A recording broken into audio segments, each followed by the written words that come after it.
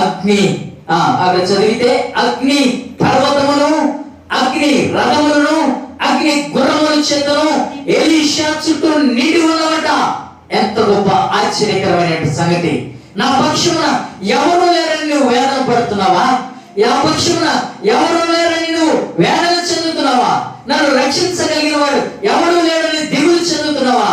నీ శత్రువుల కన్నులు దేవుడు తెరవాలంటే నువ్వేం చేయాలి?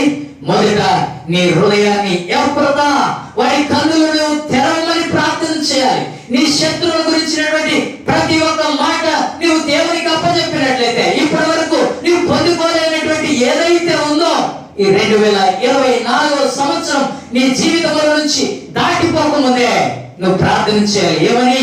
ఎఫ్రతా, నా శత్రువుల కన్నులు నీవు తెరవబోతూ ఉన్నావు. తెరిస్తే కనబడుతుందట. ఏమని?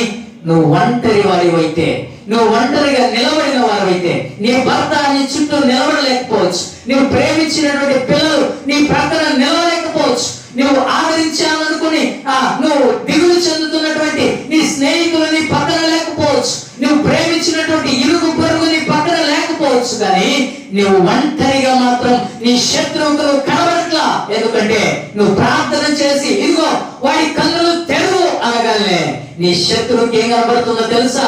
నువ్వు కనబడట్లా. నీ చుట్టూ దేవుని దూతల పరివారం కనబడుతుంది. నేను ఈ సమస్యను బట్టి నేను పోరాడలేకపోతున్నాను అనుకుంటున్నావా? ఈ యొక్క వ్యాధి నా జీవితాన్ని జయించలేకపోతున్నాను అనుకుంటున్నావా?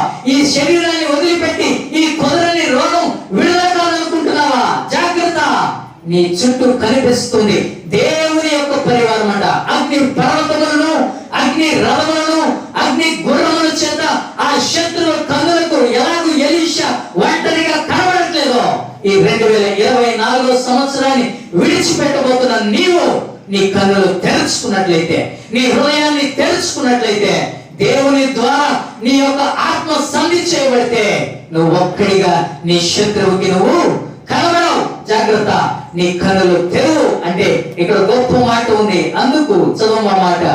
ఆ దండు వారు అతన్ని సమీపించినప్పుడు ఎలీషా అంటున్నాడు, ఈ జనులను అంధత్వముతో మొత్తుమని యెహోవాను వేడుకున్నాడంట. చూసారా?